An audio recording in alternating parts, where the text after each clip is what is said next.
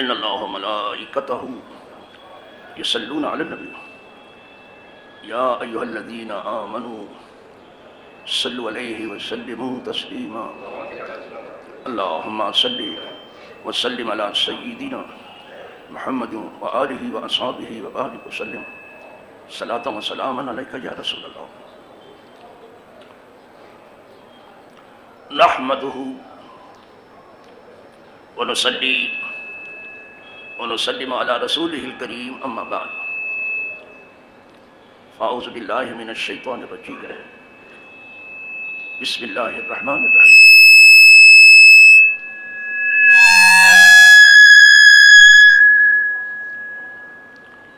بسم اللہ الرحمن الرحیم ولا تقولوا لمن يقتل في سبيل الله اموات بل احیاء ولكن لا تشعرون صدق اللہ مولانا العظیم وبلغ رسوله النبی الامین الکریم ونحن على ذلك من الشاہدین والشاکرین والحمد للہ رب العالمین.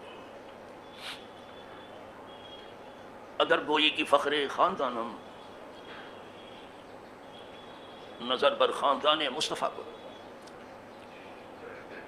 وگر گوئی کی برمن ظلم گشتہ نظر بر کشتگان کربلا کو اللہم صلی وسلم علی سیدنا محمد وآلہ واصحابہ وبارک وسلم صلاۃ و سلام علیک یا رسول اللہ.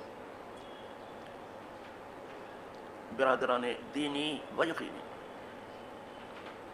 قابل احترام حاضرین و ناظرین، موجودین و غائبین، خواتین و حضرات،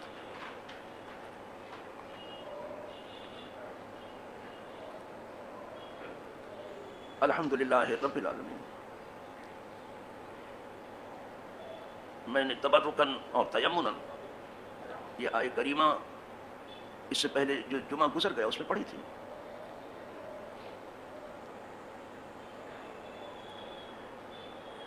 لیکن خاص طور سے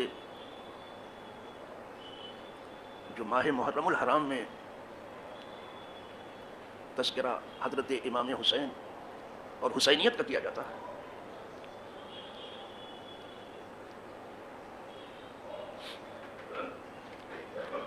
وہ آپ نے بھی اس شہر میں چل کر کے دیکھا ہوگا کہ جگہ جگہ محفلیں قائم ہیں اور لوگ اپنے مبلغ علم کے مطابق گفتگو کر رہے ہیں، اور یہ رہتی دنیا تک تذکرہ رہے. میں نے کہا تھا کہ کربلا ایک کتاب ہے،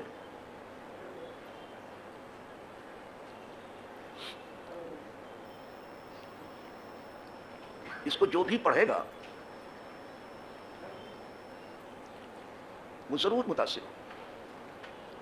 میں صرف یگانوں کی بات نہیں کر رہا ہوں، بیگانے بھی، صرف اپنوں کی بات نہیں کر رہا، پرائے بھی.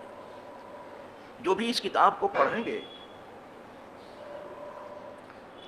وہ ضرور متاثر ہوں گے. شاید یہی دیکھ کر کے کسی کہنے والے نے کہا ہے اور اچھا کہا ہے کہ انسان کو بیدار تو ہو لینے دو، ہر قوم پکارے گی ہمارے ہیں حسین. صرف اپنی قوم نہیں، ہر قوم.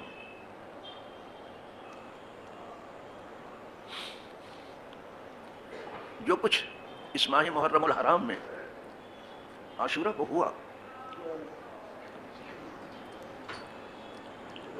وہ ہیتے بیان میں نہیں آ سکتا. وہ کتنا ہی بلند بانگ خطیب ہو، کتنا ہی بڑا اوریٹر ہو، کتنا ہی زبان کا ہو، کربلا کا تذکرہ ٹھیک نہیں کر سکتا.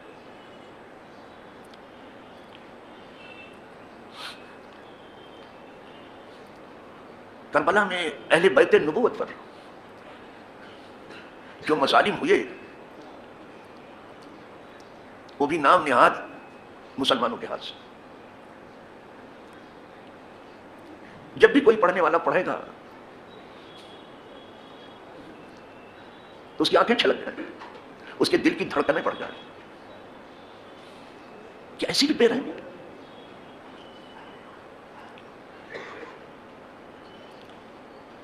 ایسا بھی اقتدار کا نشہ، بہت بڑا ظلم ہوا. اسی لیے اللہ والوں نے کہا کہ اگر کوئی اس بات پر فخر کرتا ہے کہ میرا خاندان بڑا اونچا ہے، میرا گھرانہ بڑا اونچا ہے، میرا نسب بڑا اونچا ہے، بڑا اچھا ہے، تو اسے چاہیے کہ اس نسبی تفاخر سے باز آ جائے. کیا حضور سے بڑا کوئی خاندان ہے دنیا میں؟ اور جو کوئی یہ کہتا ہے کہ اس دنیا میں میرے اوپر ظلم بہت زیادہ ہوا اور ہوتا ہے،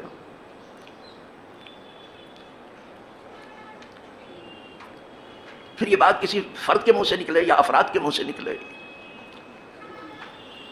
یا کسی جماعت کے منہ سے نکلے یا کسی حکومت کے منہ سے نکلے کہ ہمارے اوپر ظلم ہوا، تو اسے چاہیے کہ کربلا کو دیکھ لے. کیا کربلا سے بھی زیادہ ظلم ہوا؟ نہیں ملے.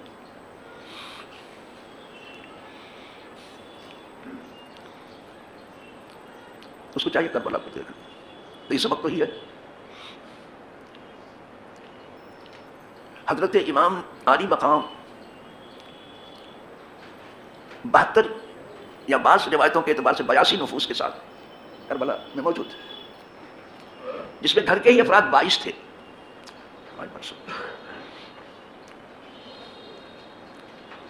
گھر والے ہی 22 تھے، سب عورتوں اور بچوں اور بیمار اور صحت مند کو ملا کے کل 22 تھے. باقی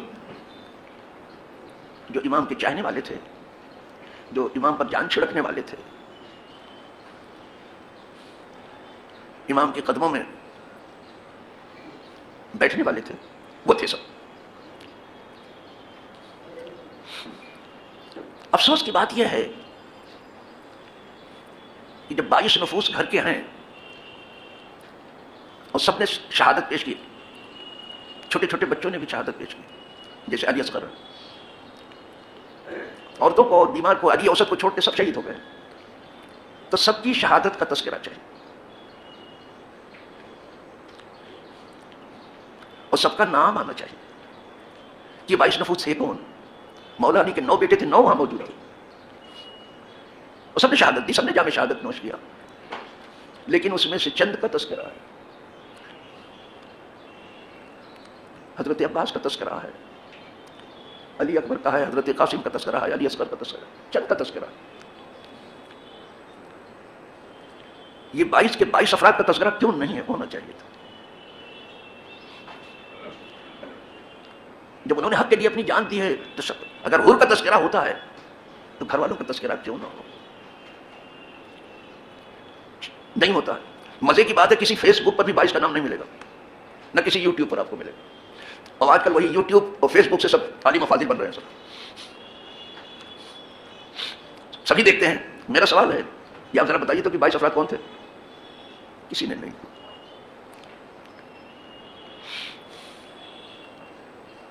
اچھا کوئی اور نہیں دیتا ہے تو وہ لوگ جو اپنے آپ کو حسینی کہتے ہیں اور پوری دنیا حسینی کہہ رہی ہے، لیکن اہل تشیع جو ہیں ان کو تو دینا ہی چاہیے. جو 22 افراد کون تھے جنہوں نے جام شہادت نوش کی؟ نہیں دیا انہوں نے، ان کا تذکرہ بھی نہیں. افسوس کی بات ہے. کیا آپ دنیا چاہ رہی کہ آپ ان کا نام بھی دیجئے جنہوں نے جام شہادت نوش کیا ہے کربلا میں گھر والوں میں سے؟ کیا آپ دیں گے؟ آپ نہیں دیں گے. اس کو پردہ خفا میں رکھا گیا. کیا ان جان دینے والوں میں ابو بکر بھی تھے؟ کیا ان جان دینے والوں میں عمر بھی تھے؟ کیا ان جان دینے والوں میں عثمان بھی تھے؟ اگر تھے تو ان کو شکر ہو، اس کو شکر ہو. آپ کبھی نہیں شو کر سکتے. کچھ تو ہے جس کی پردہ داری ہے. تو یہ کیا شہداء کے اوپر زیادتی نہیں ہے آپ کی چاہنے کے باوجود بھی؟ جیسے امام حسین کا تذکرہ ہر جگہ ملے گا، حسین ڈے بھی خوب منایا جاتا ہے اور ہونا بھی چاہیے، لیکن حضرت امام حسن کا بھی کہیں تذکرہ ہے؟ نہیں. حالانکہ وہ بھی امام ہے. کہیں حسن ڈے بھی منایا جا رہا؟ نہیں. کیوں؟ جب وہ بھی امام ہے تو کیوں بابا ایسا کیوں؟ دین وہ ہے جس پر دیندار چلے. دین وہ ہے جو لوگوں کو انبیاء سے ملا. دین وہ ہے جس پر صدیقین ہمیشہ چلتے رہے. دین وہ ہے جس پر شہداء نے اپنی جان دی. دین وہ ہے جس پر صالحین اپنی جانیں چھڑکتے رہتے ہیں. تو جب دین اتنی عزیز شے ہے تو دینداری چاہتی ہے کہ ہر دیندار کا تذکرہ ہو, ان سب کو خراج عقیدت پیش کیا جائے. ورنہ تو پھر یہی ہوگا کہ صرف عاشورہ ہی کو ظلم پہلے بیت نہیں ہو, اب بھی ہو رہا ہے, اس وقت بھی ہو رہا ہے. چند کا سے تذکرہ ہوتا ہے. اس لیے کہ اگر سب کا تذکرہ ہو جائے تو ڈر ہے کہ اپنے بنائے ہوئے راستے پر سنگ لگے گی, اپنے بنائے ہوئے مسلک پر آفت آئے گی, آنچ آئے گی. اس لیے تذکرہ نہیں. بہت سے لوگوں کے تذکرے کو چھپا دیا. یہ بات ایسی ہی سمجھ لیجیے آپ کہ دنیا بھر کا میڈیا, صرف انڈیا کا نہیں, دنیا بھر کا میڈیا جو ہے آپ کو بہت ساری باتیں کرتا ملے گا. اس میں کہیں سچی بات بھی ہوگی لیکن زیادہ تر سب جھوٹ. دنیا بھر کے میڈیا کی بات کر رہا ہوں, کچھ ہوتی ہے سچی بات جس سے انہیں نقصان نہ پہنچے, لیکن وہ سچی بات جس سے حکومتوں کو نقصان پہنچا اس کو کبھی بھی وہ نشر نہیں کرتے. کبھی کہیں کا میڈیا اس کو نشر نہیں کرتا, وہ چاہے بی بی سی ہو, چاہے سی این این ہو, چاہے الجزیرہ کیوں نہ ہو قطر کا. ہم سچائی کو سامنے نہیں. یہاں دنیا میں سچائی پر پردہ بہت ڈالا گیا اور جھوٹ کو خوب اچھالا گیا, خوب پروان چڑھایا گیا. یہ ہے مزاج اس دنیا کا. اس لیے یہاں زیادہ تر آفت جو ہے سچوں پر آئی ہے, اچھوں پر آئی ہے, اور جو سب سے زیادہ سچے تھے ان پر سب سے زیادہ مصیبت آئی. حضور جیسا کوئی سچا آیا نہیں. انبیاء سب سچے ہیں, رسول سب سچے ہیں, صدیقین سچے ہیں, بہت سچے ہیں, شہداء سچے ہیں, صالحین سچے ہیں, انبیاء اور رسول سب. لیکن جو رسولوں کے سردار ہیں حضور سب سے زیادہ سچے ہیں. فرماتے ہیں مجھے جو تکلیف پہنچائی گئی کسی کو نہیں پہنچائی. ہر نبی کو پہنچائی گئی تب, لیکن مجھے جو تکلیف پہنچی کسی کو نہیں پہنچی. ما اوذی نبی کما اوذیت یا, جو تکلیف مجھے پہنچائی گئی کسی نبی کو نہیں پہنچائی, سب کو پہنچائی گئی ہے. جو زیادہ سچا ہوتا ہے اس کو زیادہ. یہاں بھی جو چینل سچا زیادہ ہوتا ہے اس کو بند کر دیتے ہیں کہ اس دنیا میں وہ سچ بولتے ہو. تو جہاں تو کاروباری جھوٹ پر زیادہ تر چلتا ہے. بعض ویپاری آپ کو کہتے ہوئے ملیں گے آبادی میں بھی کہ کیا سچ بول کر کے بھی تجارت ہو سکتی ہے. انا للہ و انا الیہ راجعون. اس لیے کہ انہیں جھوٹ کا تجربہ. بعض تو یہ کہتے ہوئے ملیں گے کہ کیا کوئی کاروبار کر کے بڑا ہوا ہے. پوچھا گیا پھر کیسے, افادہ بازی کر کے, لوگوں کی ٹوپی اڑا کر. جی صاحب یہ سب الٹے سیدھے مقولے یہاں چلتے رہتے ہیں. اور یہ ہمارے علماء اگر زمین سے چپک کر کے گفتگو کرتے تو بہت کچھ اصلاح ہو گئی ہوتی. لیکن یہ لوح محفوظ کی تو بات کرتے ہیں, زمین کی بات نہیں کرتے. یہ کیا ہے صاحب, ہم اس زمین پر ہیں, اس کی بھی تو بات کرو. آپ لوح محفوظ کی کرو, ذرا سا زمین کی بھی بات کرو کہ یہاں کیا ہو رہا ہے. سب سے زیادہ حضور کو تکلیف پہنچے. ابھی حضور نے فرمایا کہ سب نبیوں کو تکلیف پہنچائی گئی لیکن مجھے سب سے زیادہ حضرت یوسف علیہ السلام کتنے سچے ہیں, اللہ کے نبی ہیں, آدھا حسن ان کو دے دیا گیا. وہ خوبصورت ہی نہیں, خوبصیرت بھی ہے. اگر ان کی صورت بہت اچھی ہے تو سیرت بھی بہت اچھی ہے. وہ اپنے دور میں, اپنے وقت میں, آپ اپنی مثال سے کوئی دوسرا نہیں تھا. تو خوبصورتی بھی ان کی مشہور ہے. جب مصر کی عورتوں نے انہیں دیکھا تھا تو کہا یہ آدمی نہیں, یہ تو فرشتہ ہے. یہ ان کی سیرت ہے. ان ھذا الا ملک کریم, یہ ما ھذا بشرا. یہ رات دن بشر بشر انبیاء کو چلاتے رہتے, اور زنانیں مصر یہ کہہ رہی ہیں کہ یہ بشر نہیں ہے. آپ اس کو کیا کہو, ما ھذا بشرا, یہ بشر نہیں ہے.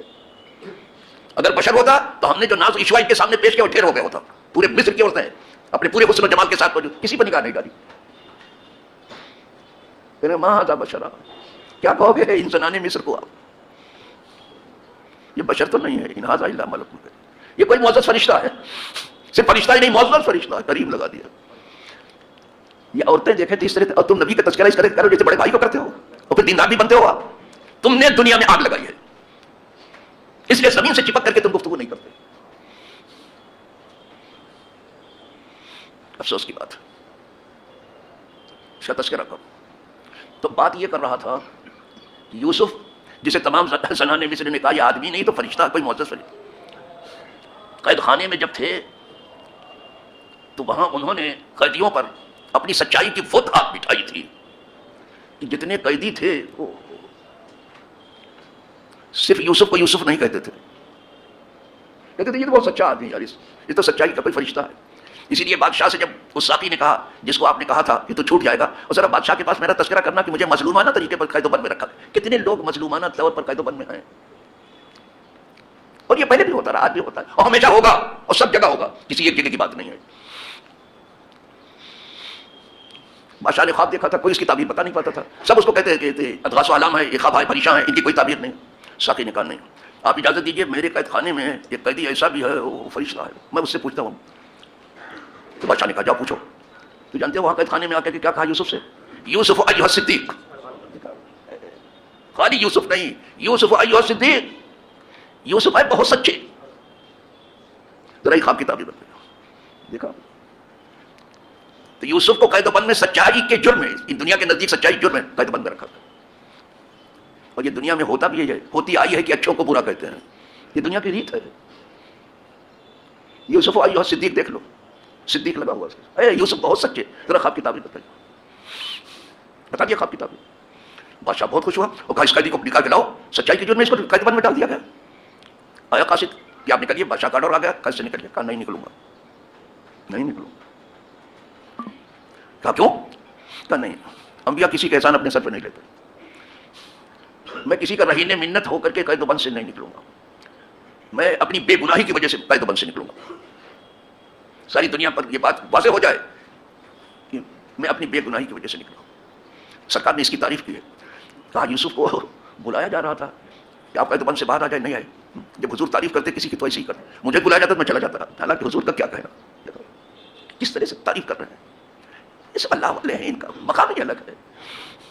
کہا ایسے میں نہیں جاؤں گا، بادشاہ سے کہیے کہ تمام زنان مصر کو بلا کے پوچھے کہ میرا جرم کیا ہے۔ تمام زنان مصر نے گواہی دے دی کہ بہت صاف ستھرے ہیں، بہت نیک ہیں، بہت اچھے سب۔ اس وقت امرات عزیز نے بھی، عزیز کی بیوی نے بھی کہا کہ جرم یوسف کا نہیں میرا ہے، کھلے عام کہہ دیا۔ جب بے گناہی ثابت ہو گئی تب حضرت یوسف باہر نکلے قید بند سے۔ کہا میں یہ بات کبھی نہ کرتا، یہ بات کبھی نہیں کرتا، صرف اس لیے کیا میں نے کہ دنیا دیکھ لے کہ یہاں سچوں کو بھی قید بند میں رکھتے ہو، کتنے سچے ہیں کہ سچائی کی وجہ سے قید بند۔ اس دنیا میں تم سچ بولتے ہو جہاں ہر وقت جھوٹ کا بازار گرم ہے، کسی نے اتنا مال پوا نہیں کھایا ہوگا جتنا جھوٹ کا مال پوا چلا ہے یہاں، جتنا جھوٹ بول۔ کہیں بھی چلے جائیے، مارکیٹ پہ چلے، سوائے جھوٹ کے اور کیا ہے، کہیں بھی چلے جائیے، سیاست میں تو پوچھو نہیں، تھوک کے ساتھ جھوٹ بولا جاتا ہے۔ انا للہ، اسی لیے انبیاء سچائی لے کر کے آئے تھے، جھوٹ یہاں بہت تھا، وہ سچے آئے سچائی لے کے، والذی جاء بالصدق، وہ ساتھ جو سچائی لے کر کے آئی، اور وہ جنہوں نے سچائی کو گلے لگایا، یعنی صدیق اکبر اور ان کے سب ساتھی، یہ پرہیزگار لوگ۔ تو چلو میں عرض کر رہا تھا، بہت دور آ گیا کہ کربلا میں جب 22 گھر والے ہیں ان کے نام کیوں نہیں آ رہے؟ یہ محل نظر، اس پر نہ کسی کو میں چڑھاتا ہوں، نہ کسی پر طنز کر رہا ہوں، سے پوچھ رہا ہوں لوگوں سے کہ ان کے سب کے نام کیوں نہیں آ رہے ہیں؟ کچھ تو ہے جس کی پردہ داری ہے، کوئی بات ہے کہ سب کا نام کیوں نہیں آ رہا ہے؟ اس لیے کہ کہیں انسانوں کو بنایا ہوا مذہب میں ڈھیر ہو جائے، یہ ہے سرباتی۔ اور اگر آج بھی آپ انصاف سے کام لیتے ہیں، ان کے 22 کے نام شو کرو، وہ کون ہے؟ آپ نے اتنی تقریریں سنی، کسی کا نام سنا 22 کا؟ اور بھی سن لینا زندگی بھر، بڑھاپے تک، فیس بک بھی دیکھ لینا، یوٹیوب پہ، کسی کا آیا نام؟ کبھی نہیں آئے۔ چند کا نام آیا، علی اکبر کا نام آیا، علی اصغر کا نام آیا، قاسم کا نام آیا، عباس علمدار کا نام آیا، سمجھا؟ چند کا نام آیا، 22 کا کدھر آیا؟ عورتوں کو چھوڑ کر۔ نجات دینے والا وہ مذہب نہیں جو آدمی کا بنایا ہے، نجات دینے والا وہ مذہب ہے جو حضور نے بنایا، اس سے نجات ہوگی۔ آدمی نے جو بنایا ہے، غیر معصوم نے جب کتاب لکھی تو کہیں نہ کہیں تو لڑک گیا، ضرور کمزور ہوا، اور آج تک کسی کتاب لکھنے والے نے یہ دعویٰ نہیں کیا کہ میری اس کتاب میں کوئی شک نہیں ہے۔ اگر آپ نے کوئی ایسی کتاب پڑھی مجھے بھی بتا دینا بابا، جتنے آتھر ہیں، جتنے رائٹر ہیں، جتنے مصنف ہیں، جتنے مؤلف ہیں، کیا کسی نے یہ دعویٰ کیا کہ میری اس کتاب میں کوئی شک نہیں ہے؟ صرف خدا کی کتاب ہے جو کہتی میرے اندر کوئی شک نہیں ہے، لا ریب فیہ، کوئی شک کی جگہ نہیں۔ شک تو اس میں بھی لوگ کریں گے، لیکن جب دیکھیں گے آپ کھول کے تو شک کی جگہ نہیں ملے گی، کوئی شک کی جگہ نہیں، وہاں گڑبڑ ہوئی ہے۔ اسی لیے میں کہتا ہوں تاریخ کچھ بھی بیان کرے، نہ ہم اس کی تصدیق کریں گے آنکھ بند کر کے، نہ آنکھ بند کر کے تکذیب کریں گے۔ نہ یہ کہیں گے کہ یہ بالکل جھوٹ ہے، نہ یہ کہیں گے کہ بالکل سچ ہے۔ ایک کتاب جس کو آنکھ بند کر کے کہتے ہیں سچ کہ یہ سچ ہے، خدا کی قدر، وہ اللہ کی کتاب ہے۔ سن رہے ہو آپ؟ باقی کسی کو نہیں کہہ سکتے آپ، کسی کی بھی۔ اسی لیے ہر لکھنے والا لکھتا ہے اپنی کتاب میں کہ قارئین سے گزارش ہے، پڑھنے والوں سے گزارش ہے، اس کتاب کو پڑھیں اور جہاں کہیں کوئی کمزوری ہو مجھے آگاہ کریں، بس تو میں اس کی اصلاح کر لوں گا۔ ہر کوئی لکھتا ہے، سب کرتے ہیں، اور میں اس کا شکر گزار ہوں گا جو مجھے میری غلطی پر آگاہ کرے۔ لیکن اللہ کی قسم مسلمانوں کے پاس وہ کتاب بھی ہے جہاں دشمنان دین سر پٹکتے رہ گئے، آج تک انہیں کوئی غلطی نہیں ملی اس میں، وہ اللہ کی کتاب، اور ایسے سر پٹکتے رہیں گے۔ اس کتاب کو ختم کرنے والے کتنے ختم ہو گئے اور کتنے تیار ہیں ختم ہونے کے لیے، کبھی نہیں مٹے گی۔ آئیے کتاب، تو بات تو کربلا سے چلی تھی، 22 گھر والے تھے، ان کا نام تک صحیح نہیں ہے۔ اگر بیان کرتے ایمانداری سے بیان کرتے، آپ کو بیان کرنے میں کیا حرج ہے؟ اس پر افسوس ہوتا ہے کہ نہیں دیا۔ دوسرے آج کل فیس بک وغیرہ پر دیکھے، یوٹیوب پر، تو سنی وابی چل رہا ہے، سنی اور شیعہ چل رہا ہے، وابی نہیں چل رہا ہے، سنی اور شیعہ چل رہا ہے۔ کھاتے وقت میں بھی بتا چکا ہوں نا کہ جب میں کھاتا ہوں تو جھوٹوں کو بھی سنتا ہوں کہ جھوٹ میں اب کہاں پہنچے، کہاں تک پہنچ گئے ہیں، ان کو سنتا ہی ہوں میں، اور کھانا کھا لیتا ہوں تو بند کر دیتا ہوں۔ تو میں نے دیکھا اب شیعہ سنی چل رہا ہے۔ یہ سارا فتنہ جو ہے سامراجیت اور صہیونیت کا ہے، اور یہ فرقے جتنے بنے ہیں سب حکمرانوں کے بنائے ہوئے ہیں۔ لیکن کسی آدمی کو خرید کر کے، کسی اہل زبان کو، کسی بہت پڑھے لکھے کو خرید کے اس کے حوالے کر دیا کہ تم اس کو قربان چڑھاتے رہو۔ یہ بات بھی آپ کی سمجھ میں نہیں آئی ہوگی، اس لیے کہ آپ سمجھنے کے لیے کبھی تیار ہی نہیں ہے۔ سمجھ بوجھ کہیں آپ نے الگ رکھ دیا ہے، ساری سمجھ بوجھ تو ہے دنیا کے پیچھے لگ گئی ہے، اب کہاں رہ گئی ہے بات، یہ سمجھ میں نہیں آیا ہوگا۔ یہ مرزا غلام احمد قادیانی خریدا ہوا آدمی تھا انگریزوں، ایسے کتنے مرزا خریدے گئے۔ اسی طرح محمد ابن عبد الوہاب خریدا ہوا آدمی تھا انگریزوں کا، ایسے جانے کتنے پیدا ہوئے بابا۔ لیکن نکالی یہ راہ حکمرانوں نے، ٹکڑے میں بانٹا امت کو حکمرانوں نے، اور آپ بھی کہتے ڈیوائڈ اینڈ رول، شتت واکم، ٹکڑیوں میں بانٹو اور حکم چلاؤ، یہ چلتا۔ اور پھر کسی کو دے دیا، کسی سی ہوش کو، پڑھے لکھے آدمی کو جو دیکھا بہت ہے، خرید لیا اس کو جس قیمت پر ملا۔ اسی لیے اللہ والا وہ ہے کہ ایک بار اللہ اس کے رسول کے لیے بکنے والا کبھی کہیں بکے گا نہیں، کہیں نہیں بکے گا، چاہے پوری دنیا دے دو اس کے سامنے، اور جو بک گیا وہ غلط ہوگا، وہ کبھی دیندار نہیں ہو سکتا۔ اسے چاہیے کہ دینداروں کی دھول تلاش کرے تاکہ نجات اس کی ہو جائے، بس بکے گا نہیں کبھی، کسی قیمت پر نہیں بچے گا۔ جانتے ہو اللہ والوں نے کیا کہا اس سلسلے میں؟ کسی اللہ والے سے کہا، کوئی گیا تھا خریدنے کے لیے کہ بھائی میں آپ کو خریدنا چاہتا ہوں تو کیا قیمت دینی پڑے گی؟ کہا دونوں جہاں دینا پڑے گا آپ کو۔ کہا وہ تو میرے قبضے میں کافی جام نہیں خرید سکتا، میں بس سستا نہیں ہوں۔ کسی دوسرے اللہ والے نے سنا، کہا رے صرف دو ہی جہاں، کہا کہ دونوں جہاں دینا پڑے گا، آپ کو اپنا بھاؤ اور اوپر کرنا چاہیے۔ وہ کہتا ہے قیمت خود ہر دو عالم گفتگی، آپ نے اپنی قیمت بتایا جا کہ دونوں جہاں دینا پڑے گا۔ کہا نرخ بالا کن کی ارزانی ہونا، کہا بھاؤ اور اوپر لے جائیے، یہ بھی باقی سستا بیچ رہے ہو۔ یہ اللہ والوں کی شان، وہ امام ہے، وہ بکے نہیں، جان دے دی لیکن بکے نہیں۔ یہاں ٹکے ٹکے پہ بچنے والے، 10 روپے پہ جھوٹی گواہی دینے والے دین کی باتیں کر رہے ہیں۔ کتنا کربلا آپ سنو گے، کوئی سبق بھی سکھا۔ یزید سب کچھ دینے کے لیے تیار تھا، اپنا سر بھی قدم میں رکھنے کے لیے ان کے تیار تھا کہ آپ اپنا ہاتھ ہمارے ہاتھ میں صرف دے دیں، بس۔ کہا نہیں ہوگا، تیرا ہاتھ اس لائق نہیں کہ میں تجھ سے بیعت کروں، تو پہلے راستے پہ آ جاؤ، اس کے بعد دیکھیں گے۔ کیا نہیں لے سکتے تھے وہ؟ انہوں نے کہا نہیں ہو سکے گا۔ تو انہوں نے وہ سچی بات کہی جو حکمرانوں کو اچھی نہیں لگتی ہے، کہ یزید اس لائق نہیں ہے کہ یہ حکومت کرے، لیکن حضرت امیر معاویہ کے لیے کوئی بات نہیں کہی، یہ تو سب کو لپیٹتے ہیں، لپیٹنے والے، ان کے لیے کوئی کہا یزید اس لائق نہیں کہ ہم اس کے ہاتھ میں ہاتھ دیں۔ سچی بات کہی، لہذا بس اپنی حکمرانی کے نشے میں اس نے وہ کیا جو دنیا کے سامنے، اور جو لوگ ڈیفینڈ کرنے اسے چلے ہیں، اس کا دفاع کرنے جو چلے ہیں، انہیں معلوم ہونا چاہیے یہ جو کچھ ہوا سب یزید کے حکم سے ہوا۔ کسی فوج یا سپہ سالار یا گورنر کی مجال نہیں ہے کہ حکومت کے اشارے کے بغیر کچھ کرے، کسی کی مجال۔ فوج جو بھی نقشہ بناتی ہے حکمرانوں کے اشارے پر بناتی ہے، آج بھی یہ دستور ہے، حکمراں یزید تھا۔ یہ کربلا کا نقشہ جو ہے عبید اللہ ابن زیاد کا بنایا نہیں ہے، یہ شمر کا بنایا نہیں ہے،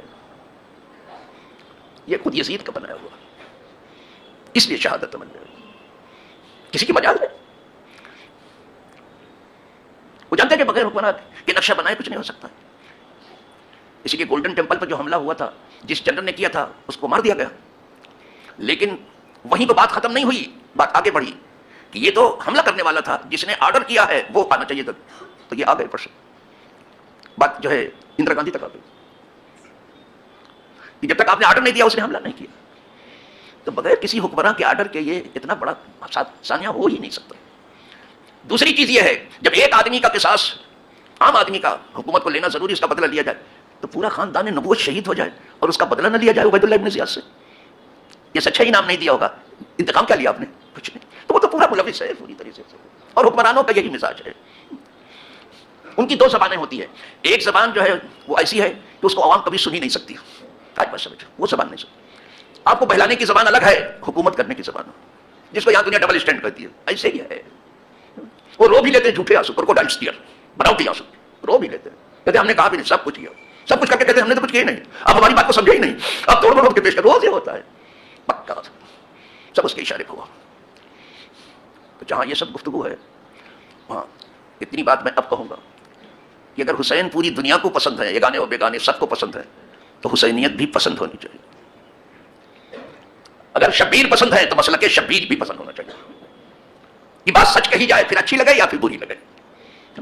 اور سچی بات کسی ظالم حکمراں کے سامنے کرنا یہ افضل جہاد ہے. بس افضل جہاد کلمۃ حق عند سلطان جائر.